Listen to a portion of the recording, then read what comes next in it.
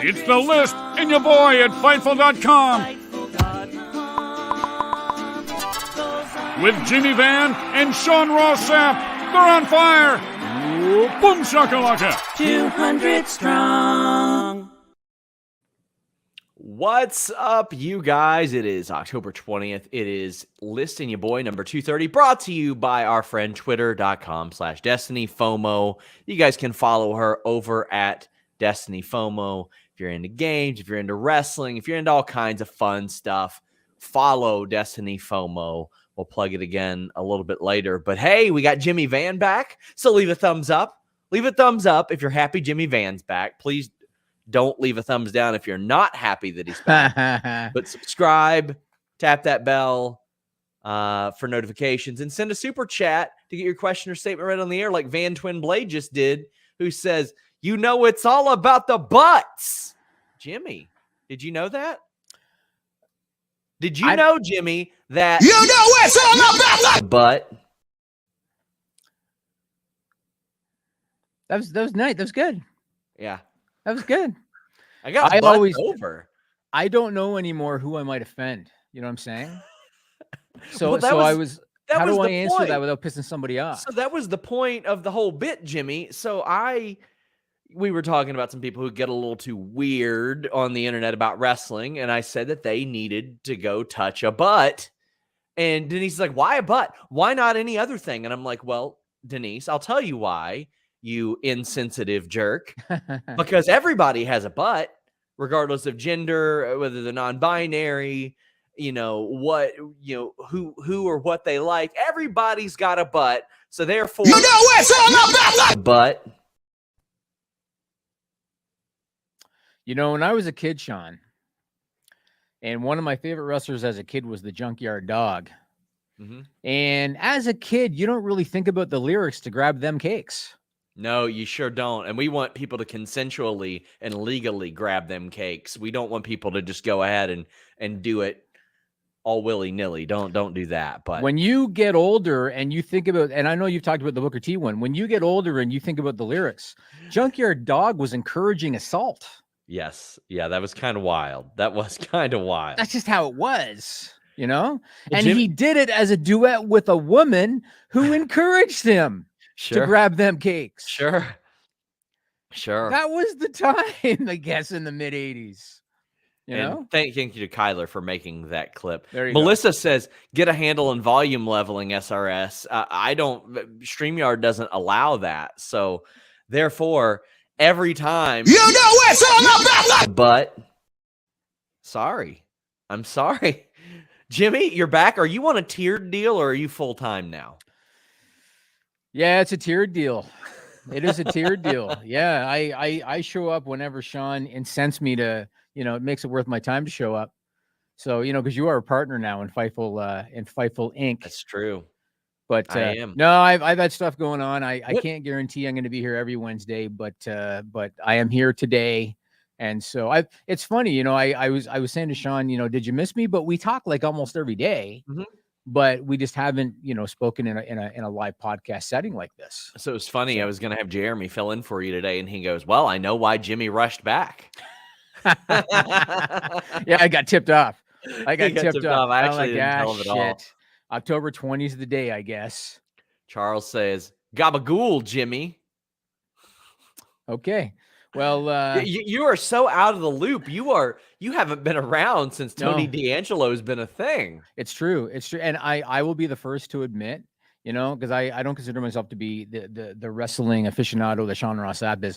Yeah. I'll be the first to admit I'm out of the loop a little bit on like Impact. I'm out of the loop a little bit on NXT, a little bit because Sean knows we talked off the air and Sean knows what I've been dealing with.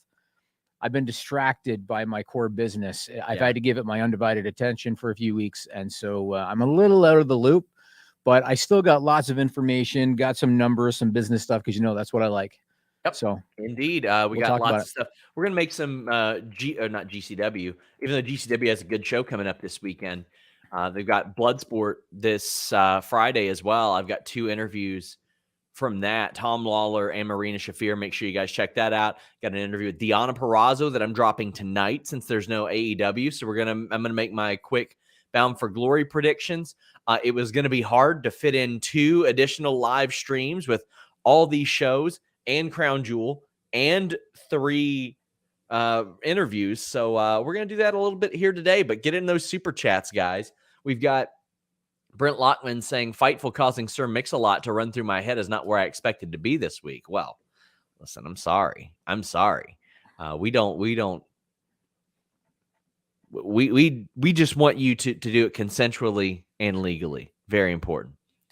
Chop Pone says, isn't it weird that people seem confused about the importance of demos when Raw and SmackDown would never be number 1 by viewership by a metric? SmackDown is usually last. That is a very good point. Now, I'm not going to pretend to be like a big numbers guy. Like I'm not big. I love the discourse around them as long as people don't get all crybaby about it. God, it's somebody sent me on Twitter today. What's that? So, because we are going to talk later about some of the numbers and AEW starting to pick up some wins, and we're going to talk about it. Somebody sent me 2 WrestleTick screenshots. One of them was for a Raw show in California coming up. Another was a Dynamite in Florida. And they tried to say AEW's not winning because Raw or I guess it was a SmackDown. SmackDown in California has sold more tickets than the Dynamite in Florida. Hate to show you them in the same markets, pal. That's the point. The point is, if you're going to be fair, if you're going to do a fair comparison, it's got to be in the same market. And that's what we're going to talk about. You can't just, in order to suit your narrative, you can't just grab something here and grab something here that are not related and throw it together to suit your narrative. It doesn't work like that. That's not how it works. So we'll get into it. Before we get into it, first I want to show off this. It's never too late to promote the September, what is this? September, October? Yeah. September, October edition of Fightful Mag. Look how beautiful that is. These things don't get old either. I mean, no. Like we got so much evergreen content in there. They don't. And I've been out of here for the last 5 weeks, so I can't actually hold the sucker up until now. So here's the September, October issue of Fightful Magazine right there. CM Punk on the cover. But sometimes Sean Ross Sapp, I like to give a little teaser to the Listen Ya Boy listeners and Listen Ya Boy viewers. And so here's what issue, is it 6? The November-December issue of Fightful Magazine. Here's the cover of what that bad boy is going to look like. Look at that beautiful cover. Nice. So this is the November-December issue of Fightful Magazine. It's going to be available in about a week and a half. Darby Allin's on the cover. Sean Ross Sapp interviewed Dominic Mysterio exclusively for Fightful Magazine. Shazza McKenzie did the Wrestlers Tribune. Great article about the late Daphne Younger written by Taylor Hendricks. Lots of stuff. Even an article about Joshi Pro written by a girl that works for my main company full-time named Lily. So that is going to be available in about a week and a half. Fightfulmag.com. So happy Lily's writing for the magazine. That is so cool. Yep. And I told the story. Did you read my Jerking the Curtain article? I didn't. I haven't been sent it, Jimmy. No? No. Okay, that's not my fault. You got to get on. You got to get on Shandy. I explained in that issue in my article about how Lily came to write for us. Oh, nice. And it's an interesting story. So check out fightfulmag.com. You can get this one now, September, October, and you can get November, December in about a week and a half. So check those out. And once you order it, it does take a few weeks for it to actually arrive. The printing schedule, we do get them up ahead of time. For those of you that ask, it does take a little bit. Gregory Nelson putting over my plaid. I just got this today, actually. So that's not a cutoff vest, and you're not wearing like a black tank underneath it, are you? No. Oh, okay. It's not. It's actual sleeves, Jimmy. I can afford sleeves now. Oh, good. Especially with you expensing the Surface Pro that I bought for work. My God. Yeah, I totally said I was going to do that. So let's talk about Crown Jewel. Okay. Because we're doing this on October 20. Crown Jewel's tomorrow, October 21st. Let's not kid ourselves. Crown Jewel is the true WrestleMania to WWE. They earn a reported $50 million per show from the Saudi Arabian government. If they get paid. Very good point. If they get paid. Yeah. So the Saudi shows are the true WrestleManias for WWE. And, Brandon Thurston from WrestleNomics, he made this point, and this puts it into perspective. WWE makes more from one Saudi show, from one night in Saudi Arabia, than New Japan earns in a year in terms of revenue. Yeah. Think about that, Sean. It's really crazy. So it's going to be tomorrow, and you said that you wanted to go over the card quick. I'll throw out these matches. You give me your pick. All right. Okay. Roman Reigns, Brock Lesnar. I think you got to go with Roman Reigns. I think that we are on a march towards a 2-year title run for Roman Reigns, and I hope so. I agree on that. Yep. Becky Lynch, Bianca Belair, Sasha Banks. I don't know what on earth they are going to do with this title belt. If they're going to have Sasha and or Becky and Charlotte swap titles. Bianca is on Raw. I just don't know how that will work out, but it's WWE, so I'm going to assume they're going to do the dumbest shit possible. So I'm going to say someone that's going to Raw is going to win this title, and then they're going to trade the titles with Charlotte.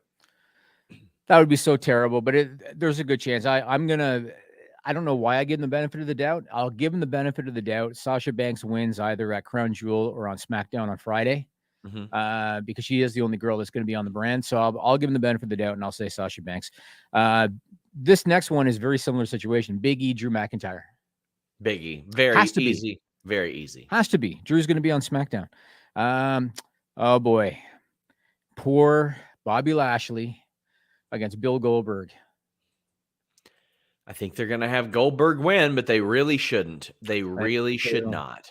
I agree. I think they're going to have him win for his kid. I think they could have had a really good, like, Bill Goldberg as Rocky Balboa in 2006 story if they had never put him in a title match or not done it the last few years and, like, had him lose a couple, then win a big match. And then he's like, can I do it? I got to prove to myself I can do it, or else I'm going to wrap it up. And maybe he does, maybe he doesn't. It could have been a really good story instead of portraying Goldberg at 234 years old as this insane monster, as the guy who used to be the monster. And he wants to prove to himself he still could. I think there was a good, relatable story they could have told there, and they screwed it up because now nobody wants to see Goldberg. Nobody sane wants to see Goldberg in a title match anymore. You're right. And when he first came back to face Brock, like when he first came back for that run, they teased it then like, you're first and you're last. Yep. And since then, he's wrestled like a dozen matches. Yeah. So, Mike Preventure says Sunberg versus Hook in 2024 is going to be wild. Yes. Yeah. Sunberg. They should call him that. That's awesome. And Justin Lopez says, damn right, we're on the road to 730 days for Roman Reigns. He is the most... I think we're going to get 3 months out of Drew McIntyre. I think we get another Brock match. I think you probably get one out of maybe Nakamura. They already filmed a tribute to the troops thing. I think you get Xavier and Kofi, and you probably get a couple more here and there. Probably a couple out of Jeff Hardy as well. I agree. Douglas Johnson says, what's your favorite charity? NAMI is a good one, and I like the Love Alive charity in Jacksonville. There's the homelessness is rough in Jacksonville, and the Pope, D'Angelo Dinero, Elijah Burke does a lot of great work with them. There's a few animal-related charities that I like.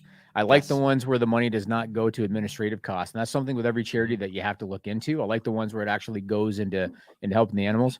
So I like a few local ones, and I actually really like Make-A-Wish. I love the concept of Make-A-Wish. So Edge, Seth Rollins. Edge is going to win that. I think so too. King of the Ring finals. Come on. Vince McMahon's got to be aware of what Xavier Woods has long dreamed, right? He is aware, but you know how Vince McMahon books. Heat. And what he thinks is, I think probably he should too. Finn Balor should probably go heel. But if they do it, boy. You think Finn's going to win? Yeah, I think Finn wins. The prince becomes the king. Oh, it's so disappointing. So disappointing. Okay, now this next one. Now, granted, as I was saying, there's 5 girls on this card. That's 5 girls that are going to be dressed from like their neck to the bottom of their feet. And one of them is the Queen's Crown Finals. Zelina Vega Doudrop. It's got to be Doudrop, right? I mean, it's going to be Zelina. Guarantee it's Zelina. Really? I think it's Zelina, yeah. Who's that? I mean, Zelina's good. Don't get me wrong. She's good. But it's like maybe they should have had her win sometime in her first 3 months in the company. Exactly. At least Doudrop's gotten something of a push, Yeah. Okay, and then Mansoor Mustafa. It's got to be Mansoor. Mansoor's going to win that. Yeah, I can't wait for that match. It's going to be really, really good. And what I hope is that after that, Mustafa Ali looks at him, shakes his hand, hugs him, and they reform their team. Not going to happen, but that would be a great idea. Yeah. And says, you earn my respect. shakes his hand, hugs him. That's how you do it. Right. And then their first tag match together, Mustafa looks at him like this because he's smiling. You know, that's what they're going to do, right? Yeah, one of those. Yeah, one of those. Okay, I want to talk about AEW, WWE, the head-to-head battles we've seen lately. I think it's been very entertaining. The social media stuff, Roman Reigns is even getting involved in it. It's been very interesting. So it all started with SmackDown. You know, this is where this whole thing kind of began. SmackDown had to move to FS1 from Fox for 1 week, although I think there's another one coming in a few weeks. Yeah. But they had to move as a one-off because of Major League Baseball playoff coverage. WWE then announces that they're going to add an extra half hour. So that means that they're going to run until 10:30 Eastern time on FS1. AEW then retorts because obviously running a half hour to 10:30 was intentional to compete with Rampage. I don't care what WWE says publicly. They did it on purpose to compete with Rampage. So AEW then says, okay, cool. Well, we're going to do a 1 hour pre-show starting at 9 o'clock Eastern time on YouTube. And that pre-show at 9 o'clock is going to be headlined by Bryan Danielson against Minoru Suzuki. A hell of a one-time, like first-time match that they're just throwing away. But that's what they did. So the ratings come out and everybody wants to see that 10 o'clock to 10:30 Eastern. How was the head-to-head on cable? Because like the YouTube numbers were okay, but you can't draw a comparison. How was the 10 to 10:30 head-to-head cable battle, right? Well, Rampage won in the coveted 18 to 49 demo rating, 328,000 viewers to 285,000 viewers. SmackDown won in the overall viewership, but Rampage won in the key demo. Tony Khan was excited, you know, very jubilant on Twitter, and he should be excited because WWE laid down the gauntlet. WWE said, we're going to go for an extra half an hour. They did it intentionally. And Dynamite beat them in the key demo, or Rampage beat them in the key demo. They should be excited. But the one thing that I wanted to mention, and I said this on social media, because again, you got your WWE loyalists, you got your AEW loyalists. They're always going to paint the picture the way they want to see it. And I like to be fair.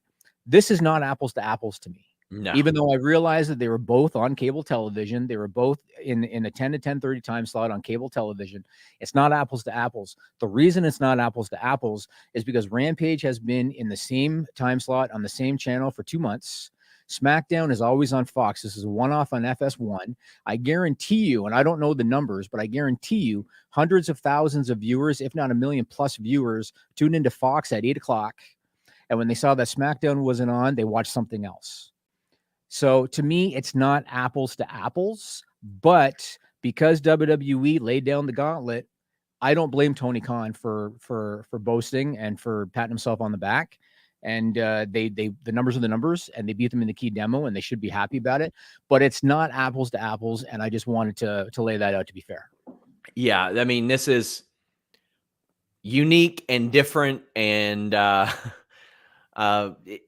what can I possibly say? It's not apples to apples. It's just different. Yes. There's not much more I can add to it. SmackDown's usually on Fox. You've said it. You've said it.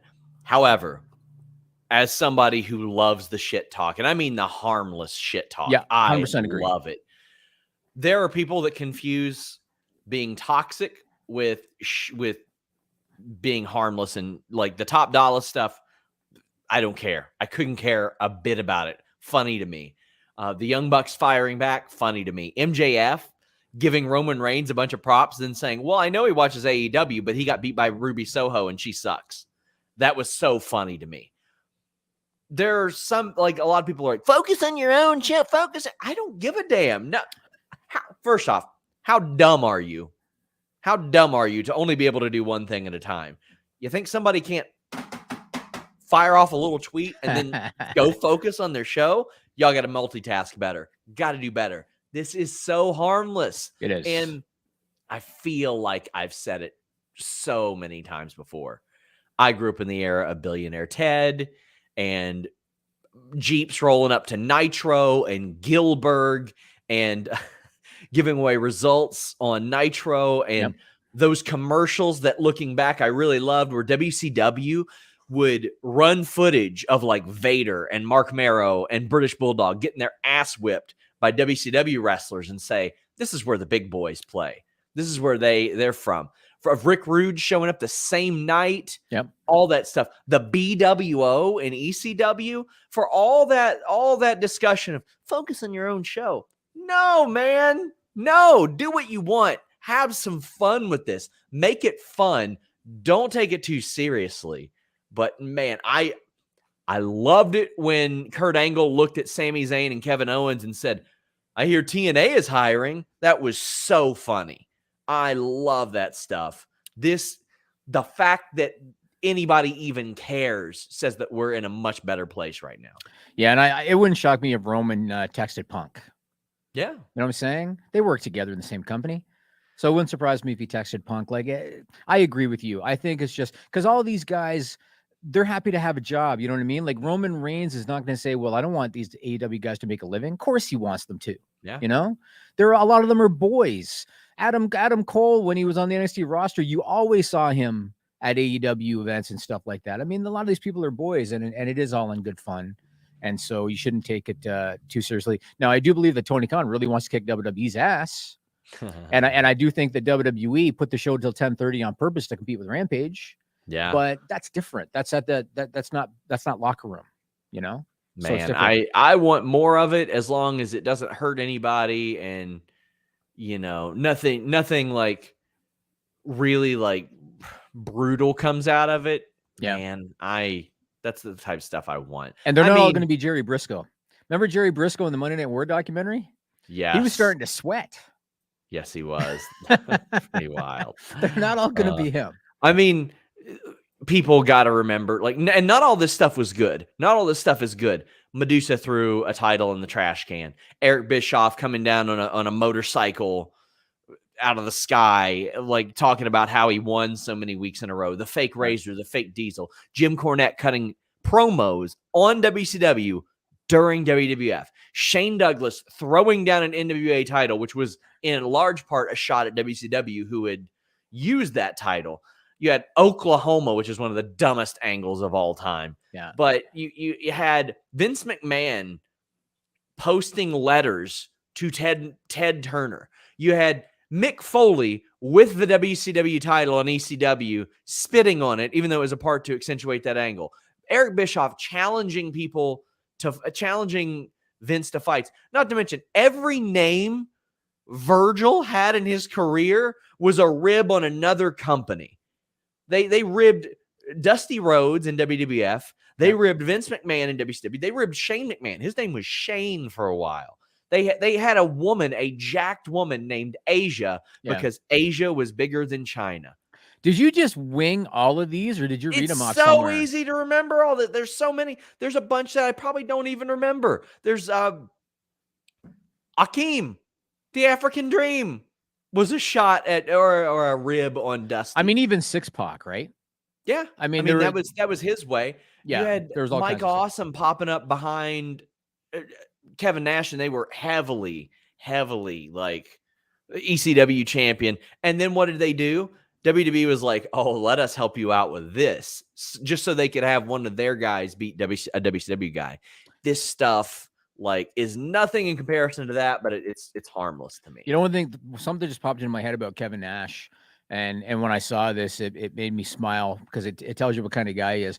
When Kevin Nash was on Steve Austin's podcast and they showed the clip when he first showed up back on Nitro, Kevin Nash on Nitro said, note the adjective play, right? And plays down an adjective. Yeah. When they played that back on Austin's podcast, Nash, what is it, been 30 years? Yeah. He was still beating himself up about it. Yeah.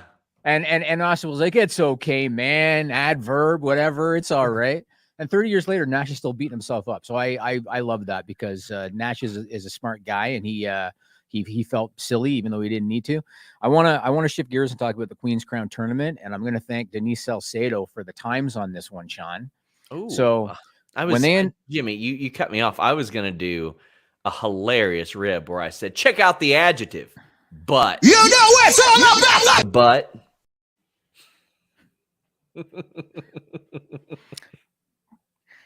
So, when they announced the Queen's Crown tournament, I very naively and foolishly thought that all of the women in the company were going to participate.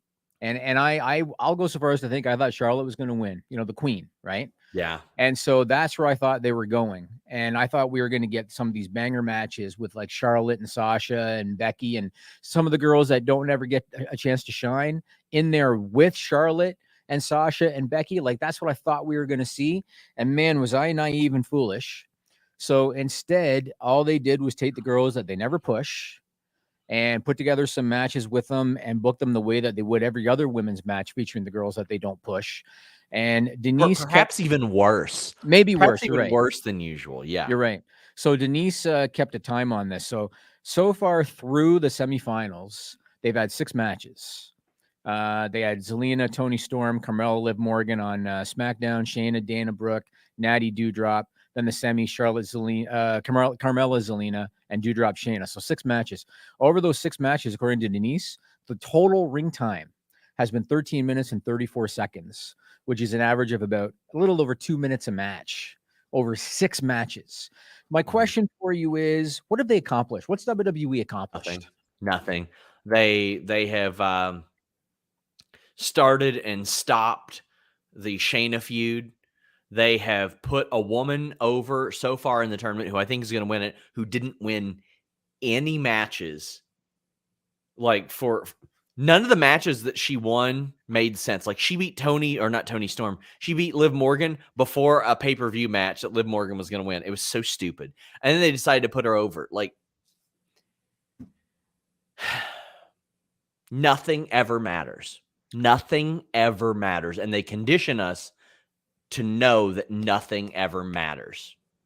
And this is one of those situations. Like, am I stoked that a Queen's Crown and a King of the Ring exists? Hell yeah, I am. But this is another case of them taking a bunch of stuff. Look, the Tag Team World Cup, the Best in the World Cup, the Greatest Royal Rumble. Look at them. They love to put this stuff in Saudi. Oh, it'll matter. Will it? I doubt it. Yeah, it's definitely not good. It's not good when you see these girls doing these quick 2-minute matches, a lot of distraction finishes. And it is disappointing, especially, and we'll talk about this in a minute. Bianca Charlotte on Raw, these girls can go. Yes. And the same thing with a lot of the girls that they're not utilizing. Like, they can work some of these girls. Man, Carmella had an amazing series of matches with Charlotte back in the day. Right. And we haven't seen that out of her because the last several years have been her being R-Truth's lackey or being what they've got her doing now. Like, for those that think that she can't work, the evidence is there. It's just they haven't done. They don't do these women a good service. They don't highlight their athletic attributes, and this was something that many of them feared months ago. So I was looking at that match on Monday, Bianca Charlotte. And again, there's people that are going to defend everything WWE does, and that's fine. Like wrestling is subjective. You can like it if you want to like it. But I was watching that match. It was a really good match. Then it's the main event of the show. Then all of a sudden a chair gets involved. The bell rings. It's a DQ. What did the live fans do when the bell rang? Nothing. They booed. When the bell rang, they booed. Yeah. And when that happened, I thought, you don't want to give the wrestling fans credit, maybe, if you're WWE. When people invest emotionally into something, they want a decisive outcome. If they're gonna do 15, 20 minutes getting into this match, they want a winner. They don't want this shit, right? And so I asked Gisberto Guzzo, a buddy with Fightful here. He does a lot of match data and stuff for us. Yep. I asked Gisberto. Just got promoted to full time, actually. There you go. And I believe he's from Edmonton, Alberta, and he's an Oilers fan, so good for him. So I asked Gisberto, can you tell me main events on WWE television year to date, how many of them have been clean finishes? So we're just looking at Raw and SmackDown year to date, how many clean finishes? And this is according to Gisberto. So Raw so far this year, they have had 19 clean finishes. He also said that there were 2 Money in the Bank cash-ins. I don't count that. That's a little bit different. So they've had 19 clean finishes, and they have had 15 non-clean finishes, 6 DQs, 8 distractions, 1 count out. That's almost a 50%, 50-50 ratio, close, right? 19 and 15. Yes. On SmackDown so far this year, according to Gisberto, 12 clean finishes, 12 non-clean finishes, 3 DQs, 7 distractions, 2 countouts, 50-50. Yeah. Sean. And for those of you who are saying, well, what happens to the weeks that are missing? Their main event promos and some of those that weren't counted, because what we won't do is count something that is not the main event as the show closer. But that's real disheartening. That is very disheartening, Jimmy. And that's what I said. And it's amazing how many goofballs I got when I said this is disheartening after Monday. They said, "You new here? It's been like that. It's been like that." No shit, Sherlock. They think this stuff protects somebody. They think this stuff like saves somebody. It doesn't. What it does, Jimmy, is make it look more inconsequential every single time. You're right. Like it's like you miss nothing. It's like there's no reason to watch. You remember a few weeks ago they were in Madison Square Garden. I believe this was the show, and it was the Usos and the Street Profits in the main event. Mm-hmm. And I believe the Usos won by countout. I believe maybe one of them might have been the Street Profits. They won by countout. I posted on Twitter that night. I was like, big show, Madison Square Garden, Brock Lesnar's back, whatever, a big show, and they still did a non-finish. Somebody hit me up on Twitter and they said, and they're a WWE fan, and they hit me up and they said, "What do you mean a non-finish? It ended in a countout." They actually said that to me. People actually believe this. They're conditioned. Yeah, and they actually said it. So this takes me to my next point. I've got top WWE stars saying that this is a problem. Top WWE stars that are like, why are we making things as inconsequential as possible? I agree. Like, it makes you not need to watch it because you start to believe, well, I'm not missing anything. I don't need to watch Raw next week because I'm conditioned, like you said, to believe it's going to be a DQ or a distraction or a count out. Like, I don't need to watch it. That's the problem. And this takes me to my next point. And this may or may not be related to match finishes. I think to a degree it is. I think to a degree it has to do with AEW's just been, they just have cleaner wins. Now, this is according to WrestleTix. If you go on Twitter and look up WrestleTix, they tell you in real time how many tickets have been distributed for a show, how many have been sold for a show. And this is as of October 17th. So there's a new building in Long Island, New York called the USB Arena. Just opened up. I think the Islanders are playing there in the NHL. WWE Raw is going to be at that venue on November 29th. AEW Dynamite's going to be in the same venue about a week and a half later on December 8th. Raw, according as of October 17th, according to WrestleTix, they had distributed 7,100 tickets because, granted, they have a bigger stage and stuff than Dynamite. They distributed 7,100 tickets. They sold 3,130 tickets. It's about a 44% sales ratio. Yes. And they have about 3,970 tickets available. Dynamite, according to WrestleTix, same venue, about a week and a half later, have distributed 9,699 tickets. So they've distributed 2,500 tickets more than Raw. They've sold 7,639 tickets. So they have sold more tickets than Raw has distributed, and they have sold double what Raw has, more than double. It's a 79% ratio, and they have 2,060 tickets available. So this new upstart fledgling promotion against this machine that's been doing live events for 30 plus years, and they're kicking their ass in this one venue as a sample. Now, I know what some people are going to say, Sean. They're going to say, but Raw's more expensive. That's why. Dynamite's cheaper. That's why they're selling more tickets. People are going to say that, right? I looked it up, Sean Ross Sapp. And if you go on Ticketmaster right now, the cheapest seat for Raw right now is $15 in the upper deck. Those same seats for Dynamite are $30 for the same tickets. All right. The most expensive ticket for Raw available right now on the floor ringside, $600. The most expensive ticket right now for Dynamite on the floor, platinum seats, between $789 and $1,489. Jeez. So it's not because Dynamite's tickets are cheaper. That's not the reason that they're selling better. And so the question is, so why are they selling better then? Why is Dynamite doing so much better in this market? I think there's two reasons, and you can give me your opinion. I think the first reason is the demo. AEW skews younger than WWE. And I think that the AEW typical demo or average demo is more likely to spend money on the product. It is really, when you go there and you see an AEW show, it is an 18 to 34, 18 to 49 crowd live. Right. Yep. It is a livelier product live. It is, quite frankly, a more exciting live product. WWE is, you see a lot more families there, in my experience. Right, which makes it more expensive when you're bringing kids and everything. Yes, we got J Love saying, what's the difference between this and Danielson Omega? Buddy, listen, I know you love WWE. I've seen your tweets.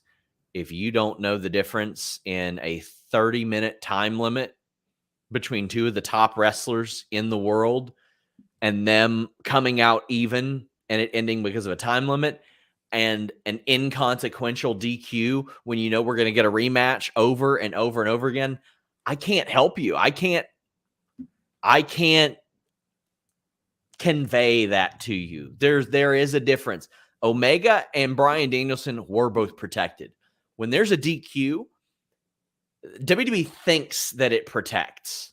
They think that it protects, but what it does is just show us that it's inconsequential. To me, big difference in watching two of the best women in the world wrestle this awesome match and go to a DQ in a title match, and then a non-title match, a special challenge, going to a time limit draw in the first match of the night in one of the biggest shows that I just can't. But see, there's another big difference, though, aside from that. And the big difference is AEW did not then bring back Brian Omega the next week and do a distraction, and then bring it back the next week and do a count out, and then bring it back. Got a title match for a brand she's not even going to be on tomorrow. Yeah, that's the big difference. Like a lot of the matches that we see in WWE, and we always say this, I hate to shit on WWE. I want the product to be good. I'm a lifelong fan. I want it to be good. When it's good, I say so. Brock Roman Reigns is good. You know what I mean? Yeah. And having Brock in there on SmackDown saying, "What do you mean, you dumbass? I looked at the contract this morning with my advocate, Paul Heyman." That's freaking good, man. And when it's good, I say it's good. But when it's irritating, when it's repetitive, when they don't do the clean finishes, and when you see the results in the numbers, this should be a cause for concern. Yeah. You know what I mean? And how long have we been saying this, Sean? This should be a cause for concern. And one other thing I want to say before we get to my next point about why is AEW beating them in ticket sales. The demo is one. I really think the other is demand, because I think that the perception of AEW as a live event with ticket brokers and scalpers is different than the perception of WWE as a live event. I don't know how many of the tickets that are out for that event at the UBS Arena have gone to brokers, but I imagine it's pretty significant. I imagine. And it's just a hotter ticket. And they have been really since their inception. Yeah. And so I think that's another big thing. But this takes me to my next point about Raw. Do you remember the Monday Night War documentary? Yeah, of course. Love it. And Vince Russo and Mick Foley both said that they felt that Raw was a better show than Nitro for over a year, but the numbers didn't show it because it takes time for the numbers to get there. Like you've got to consistently put on a good show week after week after week after week, so that you start getting the word of mouth and you start getting that positive buzz and eyeballs start coming. I think it goes the other way too. Even though WWE has a history of loyal viewers that have just always watched Raw on Monday, and so they continue to watch it, I think that when you consistently present a poor show and you consistently present the same matches over and over again, I think you chip away at your viewership. And that's where Raw is now. And when you look at Raw this past Monday, they did 1.593 million viewers. I know some people are going to say, it means nothing. They were up against football. They were up against Major League Baseball. They are every year, and they have been for 20 years. So this is nothing new. But what's really concerning, Sean, according to Brandon Thurston from WrestleNomics, Raw did the lowest rating in the key demo in the history of the show. That's rough. Think about that. They got this new contract with USA Network, paying them like $265 million a year. The key demo is what advertisers care about. And according to WrestleNomics, Raw this past Monday, the lowest rating in the key demo in the history of Monday Night Raw. It's got to be in October of 2019 and November of 2019, WWE had the same competition. They were doing between, I think it was 2.3 or 2.1 and 2.3 million viewers. Now, keep in mind, before football, they were hitting like 2.5 million.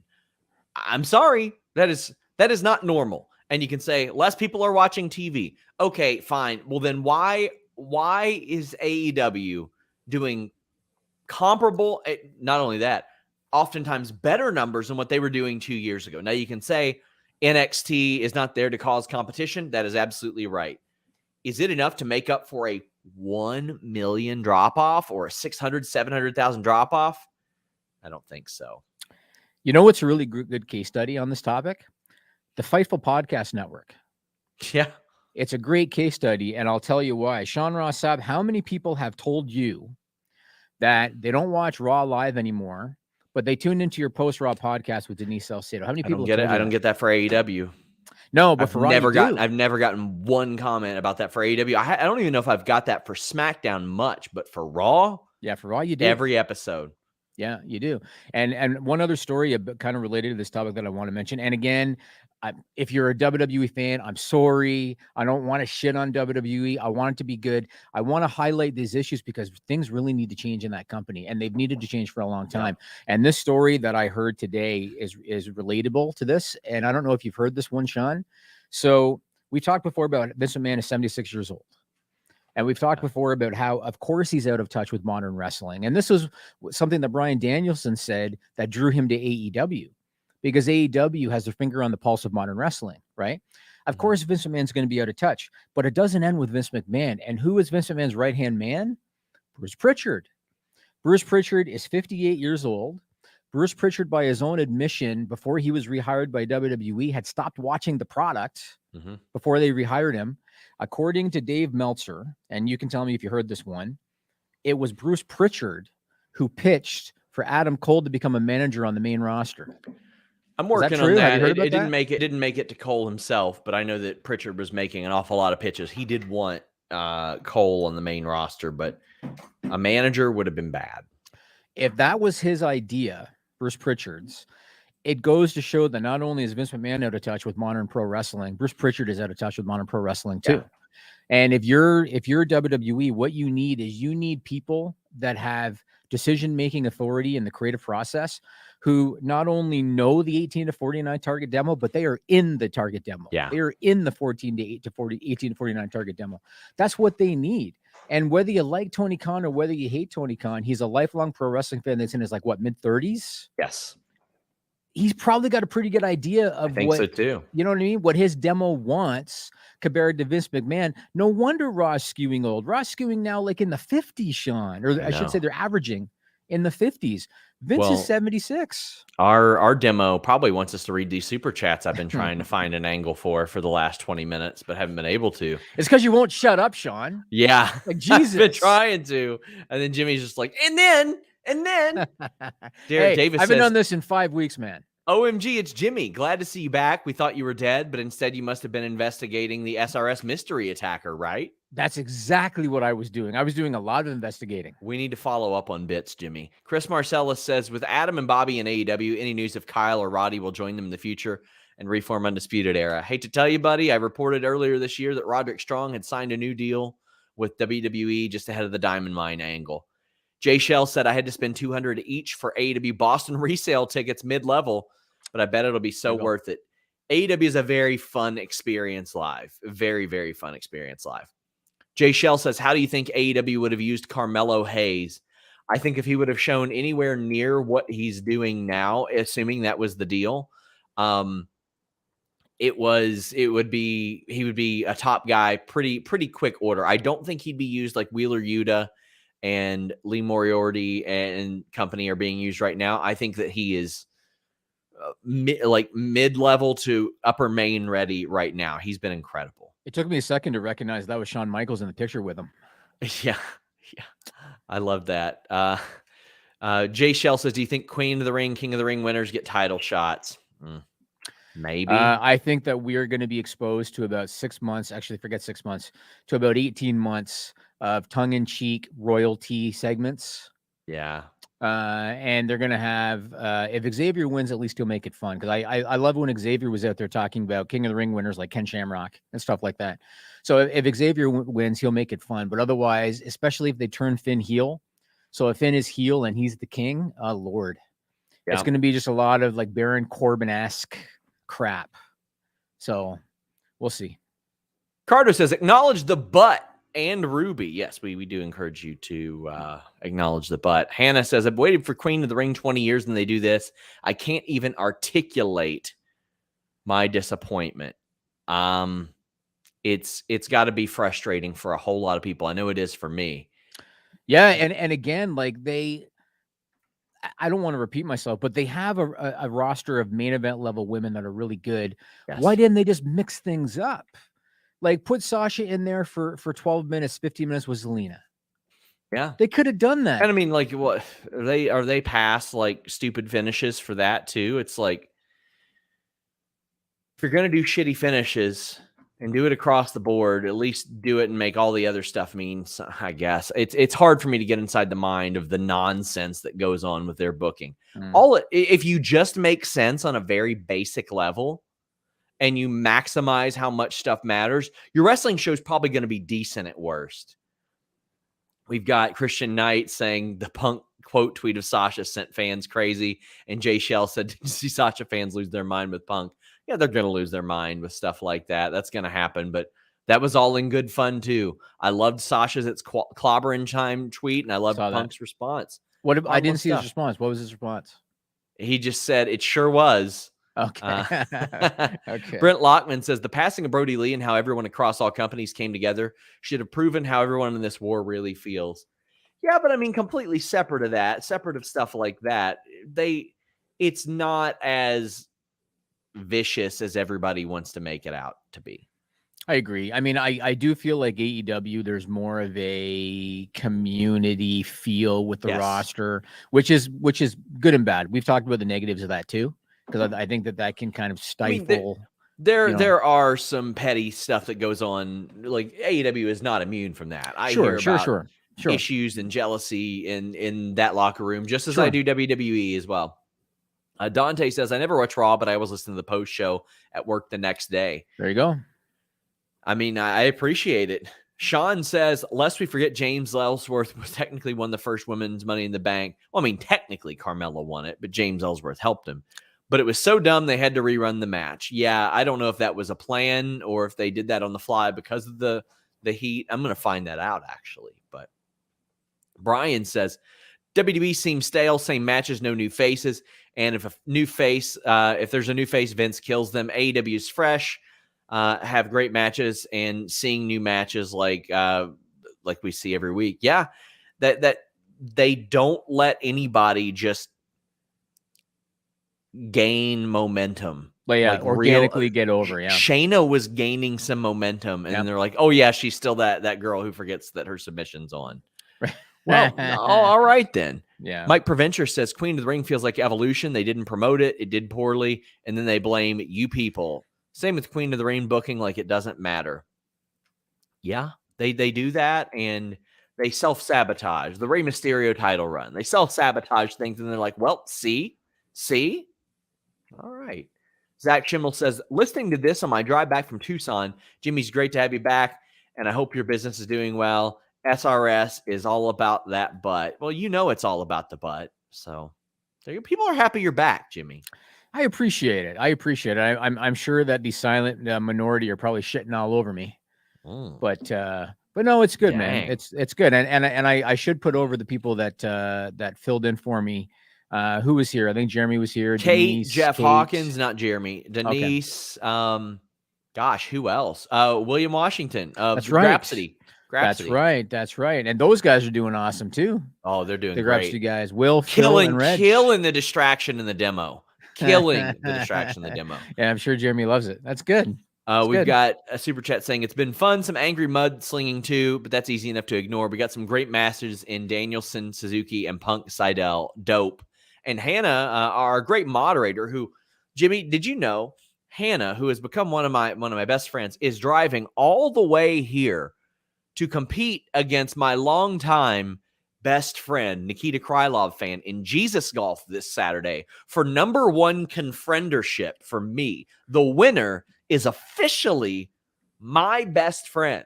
Isn't this amazing? When you say driving all the way here, how many hours? We're talking 3-4 hours. Really? Yeah. Wow. I'd probably just forfeit. Claims it's untrue. It says bought front row tickets on resale for Rampage before Full Gear and still paid less than 100 seats for Rumble. Ugh.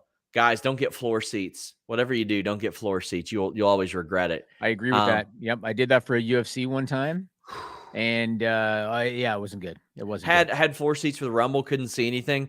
Had some great company there. Had a great time, but couldn't see a lot. And I'm going to make quick Bound for Glory predictions because Matt Rykeel says Bloodsport GCW Bound for Glory this weekend. Get my booster shot Friday after work. Welcome back, Jimmy. Ready for a killer show. Well, Saturday, we have Grapsody at noon. We have an AEW post show after Dynamite. And then we have a Bound for Glory review because Impact wisely are like, we're in Vegas. What the hell does it matter? We're going to start at 10 after AEW. Good on them. Very smart. So I'm going to make some quick predictions because I'm not doing separate streams this week. Heath and TBA versus Violent by Design. Well, that's going to be Rhino, and it's going to be Heath and Rhino winning. That'll be fun. I would like to see Violent by Design keep winning, but fair. The Decay defend the tag team championships against the Inspiration. You give the Inspiration the titles right away. Yeah, they're getting a buzz already. I saw that they did some press junkets and everything. Yeah. Hoping to interview him soon. Trey Miguel, Steve Macklin, El Phantasmo. I mean, anybody that's seen my tweets know that I love Steve Macklin being integrated into the X Division because it's not about weight limits. It's about no limits. He doesn't work the style. He reminds me a lot of like Rhino in his style, and I really love it. I think it should be him, but I think Trey Miguel might win that and pin Phantasmo. You have a Call Your Shot gauntlet match. 15 names TBA. But we got Swan, Myers, Moose, Morrissey, Sabin. I think Moose might win that. He's re-signed with the company. They got to keep him strong. I think it'd be him. Deonna Purrazzo, Mickie James. Oh, I can't wait for this match. I cannot freaking wait for that. We've got an interview with Deonna Purrazzo going up tonight, but I think Mickie James wins this and knocks off Deonna Purrazzo. Really? Deonna's been there since like last year, and she's already the second like most days as Knockouts champion behind only Gail Kim. You want to talk about somebody showing they could do something outside of WWE? Mm-hmm. That household, Steve Macklin, Deonna Purrazzo, didn't get anything in WWE and are showing out. But I think Mickey's going to win this. Interesting. They're going to win it. Christian Cage, Josh Alexander. I think Josh Alexander wins it. He is one of the best wrestlers in the world right now. I think he's going to take that. Then we get the Digital Media Championship, one of the dumbest names for a title I've ever heard. I agree. We've got Tennille, Chelsea, Jordan Grace, Falaba, Crazy Steve, John Schuyler. I think Chelsea or Tennille take this based on, or Jordan. I think one of the women end up winning this. And yeah. Chelsea's got a lot of heat right now. Like she's pretty hot. Yeah, and the GCW stuff is very smart. I like that a lot. Yeah. Make sure you guys tune in for our post show. I mean, it's going to be a late night, but you know what? You can keep yourself energized, keep yourself good to go with magicspoon.com/Fightful. Still waiting on my shipment. 14 grams of protein. Great thing to say in the middle of a plug, Jimmy. Great thing to say. It's because I want it, Sean. Well, I got it, and it's got all these great flavors. Oh, that maple waffle flavor, that cookies and cream flavor. That's my jam. The peanut butter cup, the cocoa, the peanut butter, the cinnamon. Oh my God. I love magicspoon.com. Like I said, 14 grams of protein, GMO free, soy free. It is just a great option either in the morning or for a snack, and you won't feel guilty about it. Healthy cereal. Didn't think it was an option a couple years ago. Certainly a delicious option in all the flavors you love. Go to magicspoon.com/Fightful. Use the promo code Fightful to save $5 off your order. You can make a custom bundle and get a bunch of different flavors, or you can just stack it up with the same flavor over and over again. I love this stuff. I legitimately eat it every single morning. I've mentioned earlier this year when I was looking to get back into training, get back in the ring and stuff like that, helped me lose 20 pounds. And I credit it to Magic Spoon because I eat a bowl when I wake up and I'm good until lunch. I don't have to go refill it, all that good stuff like I do with other cereals. Magicspoon.com, code Fightful. Mike Proventure 2 says, the Digital Media Championship is a terrible name, but I hope it does well because it's explicitly an intergender title. It is explicitly an intergender title, but to me, that doesn't really mean anything in Impact. Women have held the X Division title or competed for it and the world title. So it's like, to me, it didn't mean as much, but I do appreciate them making the effort. Makovsky says AEW gets my way for Hangman Kenny's video. I think they should do their own. I think they should set up their own. Give me something like Out of the Good, Bad, and the Ugly. Give me like Bad Guys Always Die, Eminem and Dr. Dre, something like that. Give me something that can be their own. This, to me, is one of my favorite stories that I have ever seen in my entire life, Jimmy, and I think they should stand on their own instead of recreating something that we see from WWE past. You know, it's interesting. There was a time when Paige felt like the odd man out. Yeah. A couple of years ago. That's part of the story. He was the first guy that showed up at that presser. This has been a story that I don't think was planned since the first day of the presser, but it came there. Go back and watch that presser, guys, in Jacksonville, and Hangman Page comes out and he says, I want to be the first champion. But we all knew the drill. We're like, buddy, we know you're their friend, and we know that you're in this spot because you're not the EVP, because nepotism was a big concern for them, especially Cody. They didn't want that perception, and he was rejected because of that. And so was a woman by the name of Dr. Britt Baker, DMD, who was the first women's signing. And what happened? They adjusted. That's right. They adjusted. They didn't stay the course of what people didn't want to see, and now people want to see them. And God, I love it. Hannah says, save a horse, ride a cowboy. Oh, no. Thank you. I don't want that at all. Kenyatta, says, when I watch WWE, I hope no one comes in and sees what I'm watching. I hope when I watch AEW, I pray someone comes in, sees what I'm watching, and sits down. I mean, I try not to talk about her much on the show, but I'll tell you what, my wife isn't like, hey, we watching Raw tonight on Mondays or SmackDown tonight on Fridays. She wants to watch AEW Dynamite with me. She wanted to go to the Cincinnati show with me. Yep. She is excited that she gets to go to All Out next year. I'm taking her with me to Chicago for that trip because it's a big weekend for us personally. Don't have that for a lot of other shows. Oh, sorry, I accidentally read that again. Yeah, my wife wanted to see Omega Bryan. She wanted to watch Omega Bryan. Yeah. She's as casual of a fan as it gets. JDE says AEW also wouldn't have Sasha losing at WrestleMania like WWE does, yet everybody wants her because she's better as a heel. To me, I think Sasha's just better as Sasha. I don't think she needs to be a babyface or a heel. She's just Sasha. And losing at Mania Bianca, there's nothing wrong with that. Nothing wrong with that at all. That was one of my favorite matches of all time at WrestleMania. That was great. Christian says, Hangman's entrance after Full Gear should be in the tune of Ecstasy of Gold with the Dark Order with him. There are so many nice like hybrid songs that have that Western feel, which is funny because he's from Virginia. He's not from the West, but he's a cowboy. He's a cowboy. I love it. There's a lot of them. Legitimately, guys, go listen to Bad Guys Always Die with, it was on the Wild Wild West soundtrack like 21, 22 years ago with Eminem and that. There's like Rodeo with Cardi B and Lil Nas X. There's a lot of stuff you can do. Jay Shell says, current top 3 matches this year.